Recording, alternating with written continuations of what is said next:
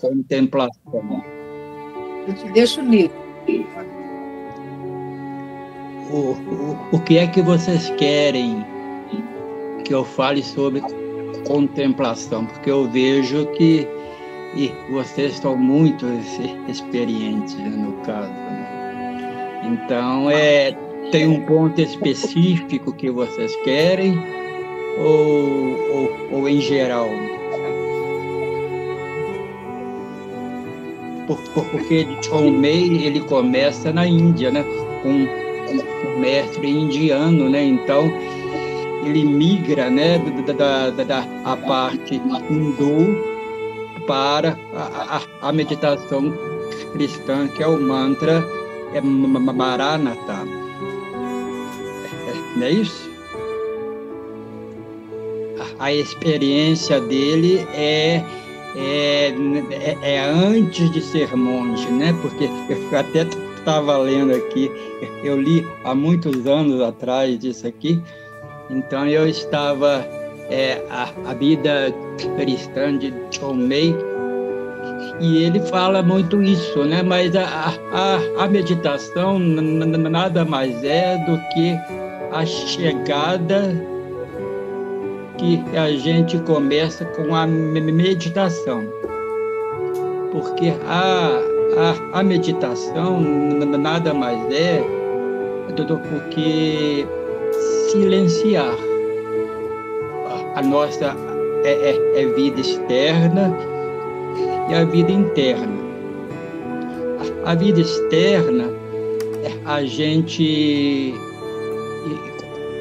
coloca esse mantra, como no zazen, a gente coloca uma vela, alguma coisa assim, para se concentrar. Eu também já fiz zazen, eu já fiz a meditação yoga e tudo mais. Eu gosto dessa mistura para a gente escolher aquele ponto ideal para nós, né? Que é nosso, né? É a meditação nossa, né? Então, eu conheci com a nuvem do não saber, que é essa palavra sagrada, que é basicamente a mesma coisa, que é para nós nos elevarmos a Deus, à presença de Deus. Então, nós temos, em primeiro lugar, que silenciar a mente. Silenciar os nossos sentidos, porque a captação, vamos dizer assim, será interna e não externa. Então, é algo muito simples, não, às vezes a simplicidade é muito estranho a nós, né? Porque a gente busca muita coisa e a simplicidade às vezes nos coloca apenas com essa estar da presença. E ali nós devemos permitir esse encontro com Deus. E neste encontro a gente tem que ver que nós não somos os protagonistas das coisas, mas sim Deus será esse protagonista. Ele é que vai levar a própria presença dele, pelo Espírito. Merton fala desse ponto virgem, né?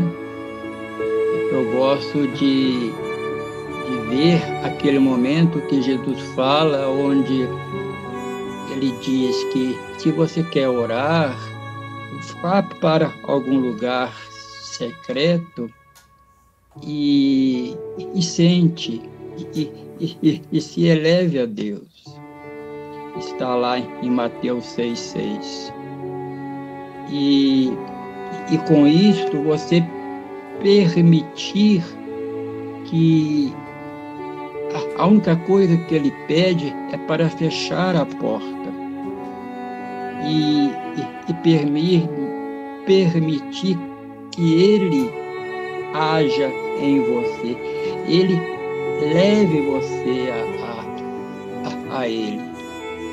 Uma das primeiras coisas que Ele faz é estar a nossa realidade com o nosso eu. Muitas vezes a gente, na vida diária, a gente vive no falso eu. Mas nessa atitude amorosa com Deus, nessa intimidade com Deus, a gente precisa ser nós mesmos e ir além de nós mesmos, encararmos quem nós somos, porque só Deus pode agir com a nossa realidade. A primeira via da contemplação é a purgação dos nossos sentidos. São João da Cruz vai falar do despojamento, do esvaziamento, do contato com o nosso nada. E às vezes nos assusta não sermos protagonistas de nossa vida, porque depois de silenciarmos os nossos sentidos, né, ele nos leva a uma quietude que nós não estamos acostumados. E no começo, nada mais é do que uma escuridão. A escuridão muitas vezes assusta quando a gente não entende o que é essa escuridão. Nada mais é do que ver em nós aquilo que ainda não é de Deus. A luz ainda não penetrou no nosso ser mais profundo. E pouco a pouco, dessa abertura amorosa, nesse diálogo amoroso com Deus, no silêncio que nos assusta muitas vezes, porque vamos tendo conhecimento de nós mesmos, e nós muitas vezes jamais queremos estar confrontando com o nosso passado, porque ele nos leva a uma purificação do nosso passado. E Jesus, quando fala de criança, né? E a palavra de hoje, ela vai falar que quem seja o maior, seja o menor, o último. E muitas vezes ser o último, para nós, às vezes, é humilhante. Mas na pedagogia de Deus, ser o último é aquele que está pronto para se elevar a Ele. Depois de nossa transformação do nosso eu, da nossa consciência, e vamos penetrando no nosso inconsciente também, porque é essa cura amorosa que Ele quer fazer conosco, nós vamos penetrando em um lugar que a gente é desconhecido para nós, o diálogo é desconhecido para nós. Isso parte da nossa experiência, que não vale de nada daquilo que a gente aprendeu até hoje. Porque esse diálogo se faz com uma presença que muitas vezes a gente não está acostumado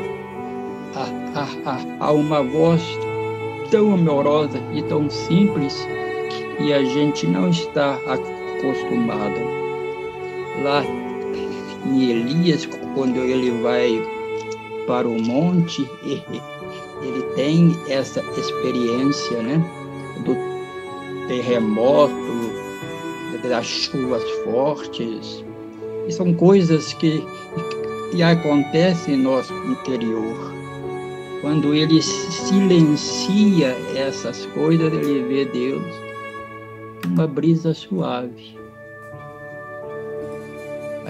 Aí ele já domina o seu ser para entender e entrar na nuvem, né, que muitas vezes, em primeiro lugar, nos assusta. E muitas vezes a gente quer fugir disso. Porque Deus nos fala ao coração que nós temos que ser puros, livres de toda a nossa humanidade, a ponto de ele, muitas vezes, em certas pessoas, eles querem que a gente se aniquile, para que ele seja o tudo em nós, como Jesus foi o tudo nele. E nós em Jesus, Jesus nele, e esse Deus que é trino em nós. E nessa parte iluminativa é que muitas vezes que nos assusta, porque nos dói ver que nós não amamos a Deus,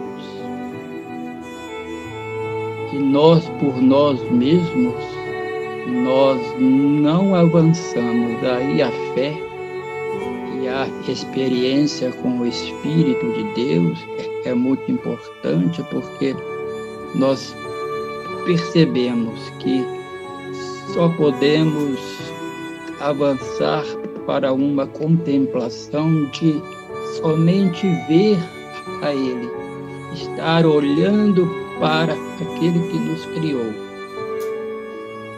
e Ele fazendo tudo em nós, nos transformando a nossa consciência a ponto de que possamos transcender a chamada metanoia. A metanoia nada mais é, no grego, é rica porque ela fala dessa transformação da nossa mentalidade. Nós só vamos entender realmente a Deus e penetrar daquilo que Deus está pensando, vamos dizer assim, entre aspas, né? Claro, com a permissão dele e a nossa permissão de fazer essa jornada, para que um dia possamos ser plenos em essa contemplação, dizendo: eu não vivo mais, mas é o Deus Trino que vive em mim. Esta é aquilo que Paulo fala, e pode ser a nossa realidade se realmente nós formos sinceros conosco mesmo e ver que nós não podemos nada sem estar unidos, inseridos na videira. E é na videira que muitas vezes a gente tem que ser podado. E é nessa poda é que tudo se transforma. Nós vamos viver no mundo, nós vamos estar no mundo fazendo as nossas coisas do mundo, mas não mais presos a Ele. Nós estarmos realmente sendo livres, como um dia Deus pensou na eternidade da nossa essência. A contemplação nada mais é do que voltar à nossa essência, que é ser puros, livres e ter esse diálogo contínuo e perpétuo com Deus. No zazen, na própria yoga, a própria outros tipos de meditações também tem essa luta interna para que isso aconteça. Mas se nós nos permitirmos estar diante dele com a nossa vontade, já pensou se nós tivermos essa humildade, essa pureza de criança, para que Deus nos visite quando e onde quiser. Basta que a gente esteja sempre abertos a essa contemplação. Lá no encontro de Thomas Merton, eu disse isso, né? Que a gente contempla Deus sempre, pois Ele está conosco sempre. Fazendo o que estivermos fazendo, temos que estar sempre na presença dele, de uma maneira ou de outra. Claro que 2 vezes ao dia a gente tem essa presença com muito mais força quando a gente senta e medita e nos deixa ser elevados a essa presença. Seja ela qual for, né? Porque às vezes a gente pensa que só o cristão será salvo. Eu tenho as dúvidas, porque Deus é misericordioso.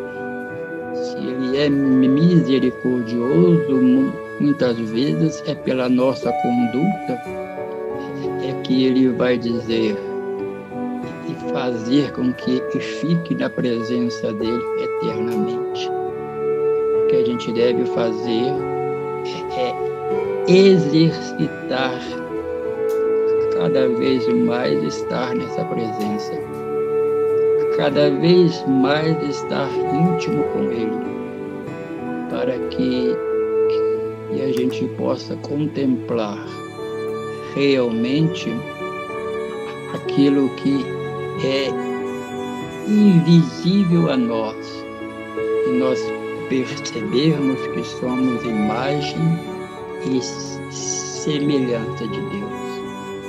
Quando nós entendermos isso, que somos imagem hoje nós somos imagem, mas na eternidade a gente vai compreender o que é ser imagem e semelhança com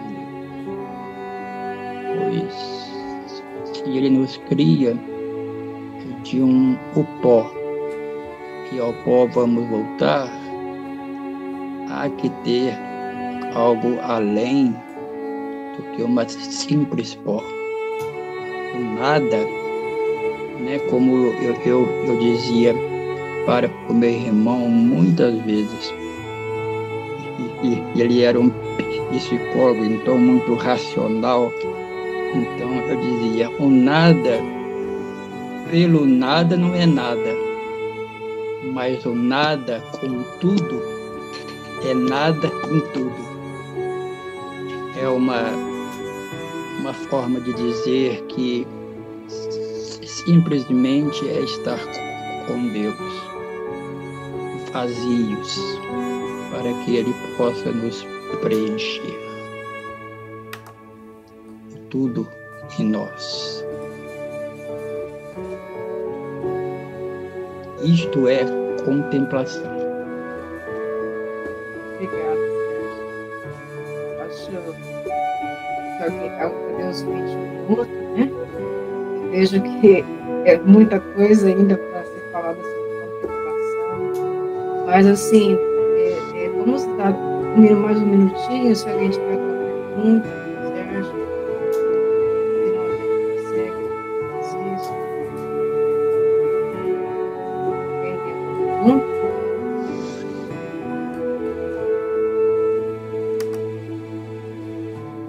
Não acanhe, não fique acanhado. Sérgio, eu estava pensando aqui quando você disse as palavras, né, dessa questão final aí, do nada e o tudo, né? Então, assim,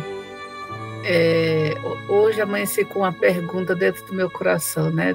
E, assim, ao mesmo tempo parece que vinha um consolo, que é assim, às vezes você vê que eu perguntar, por que que Jesus morreu? Ele poderia não ter morrido, né?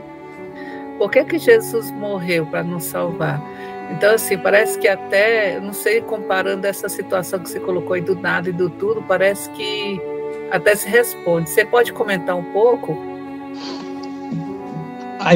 Jesus veio para nos salvar, porque como o homem come o fruto da árvore do conhecimento e da ciência, ele se torna Deus.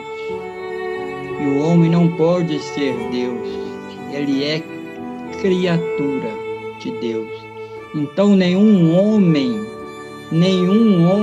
pode, vamos dizer assim, né, aplacar a ira de Deus. Vamos dizer assim, é um termo antigo, do Antigo Testamento, que esclarece isso. E Jesus vem justamente para ser essa expiação, esse holocausto perfeito que Deus quer, para que realmente volte o homem à sua essência, a esse contato com Deus. Edith Stein tem uma obra muito interessante, O Ser Finito e o Ser Criado, onde ela elabora isto, né? Que nós temos que voltar a Deus através desse mistério da cruz, dessa ciência da cruz, como uma pergunta que a Cidinha fez, né?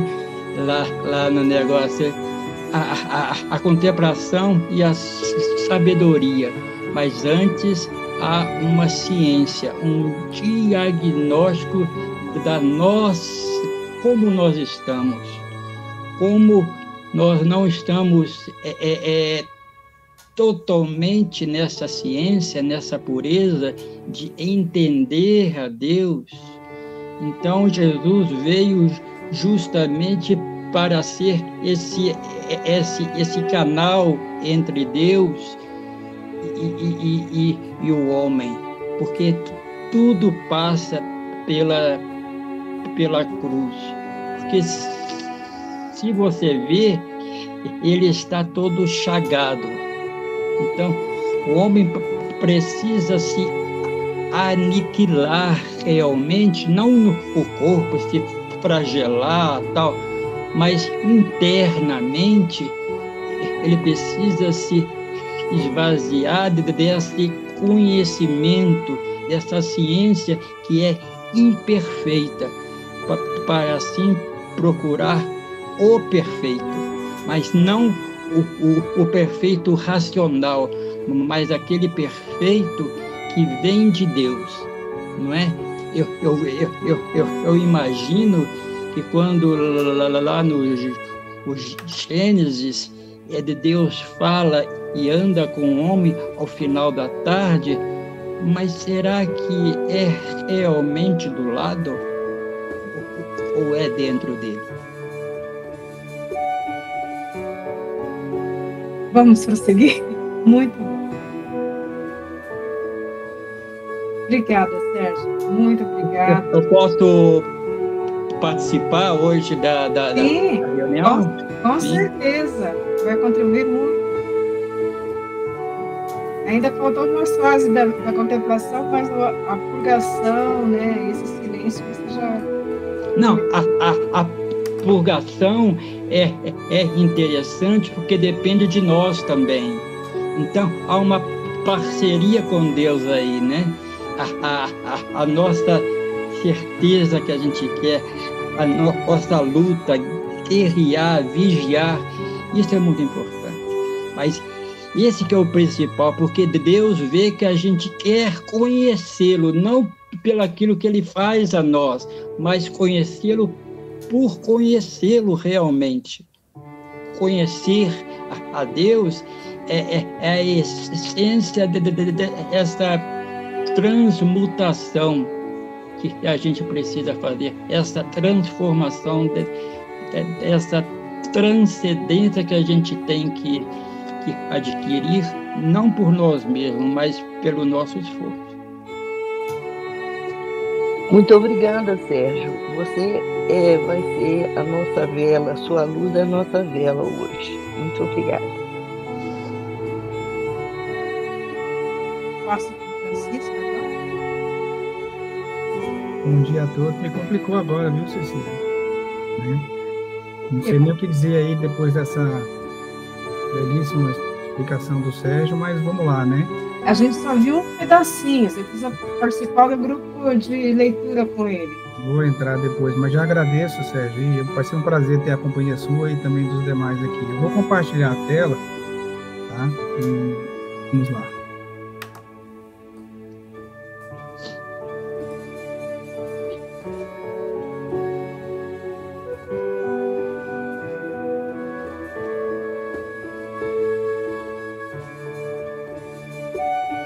Chegou para todos aí? Bom, pessoal, então, assim, dentro da meditação, da proposta da meditação de hoje, né, a partir do Evangelho, o Sérgio até já comentou um pouquinho, né, a gente, além da leitura do Evangelho, escolhi uma carta, também uma leitura que trata exatamente desse aspecto, né, exatamente a questão da humildade, né, e também a gente vai falar um pouquinho, querendo ou não, quando a gente fala de humildade, não dá para a gente deixar de comentar um pouco também da soberba, né, que seria, vamos dizer assim, um grande contrário disso. Não vou passar direto aqui, a gente está em setembro, né, também tem até a proposta do grupo, né, a divulgação da questão da campanha do Setembro Amarelo, que a gente também já tivemos algumas reuniões importantes, inclusive o Jefferson compartilhou bastante coisa interessante a respeito disso também, então só para todos estarem no mesmo, né, sentimento. Vou passar essa parte aqui e vou direto para a oração do Espírito Santo. Alguém se habilita a fazer a oração, por gentileza?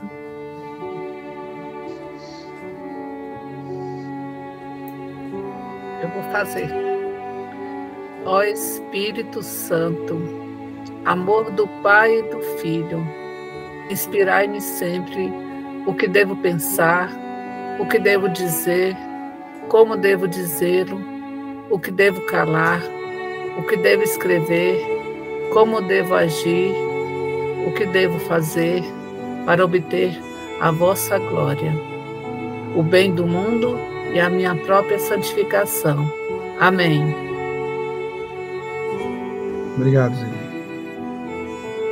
Então, partindo para a nossa, né, leitura do Evangelho de Jesus Cristo, segundo Marcos, né, 30 a 37. Naquele tempo, Jesus e seus discípulos atravessavam a Galileia.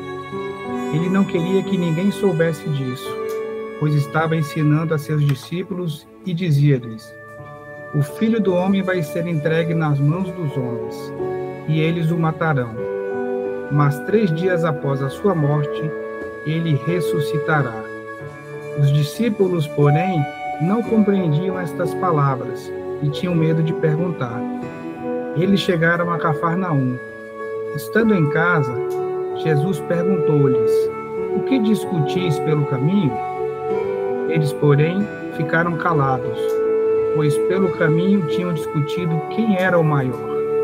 Jesus sentou-se, chamou os 12 e lhes disse: se alguém quiser ser o primeiro, que seja o último de todos, e aquele que serve a todos. Em seguida, pegou uma criança, colocou-a no meio deles e, abraçando-a, disse: Quem acolher em meu nome uma destas crianças, é a mim que estará acolhendo.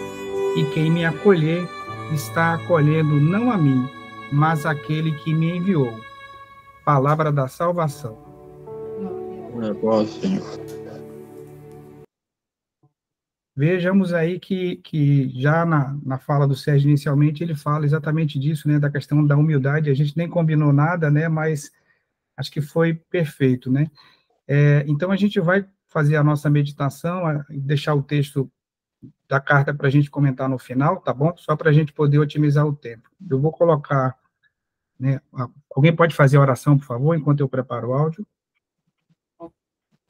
Pai Celeste, abrir nossos corações para a silenciosa presença do Espírito do vosso Filho. Conduzi-nos àquele misterioso silêncio, onde o vosso amor é revelado a todos os que o chamam. Tá. Vinde, Senhor Jesus. Aí agora todos, né, desligam os microfones, assim que tocar o terceiro sino.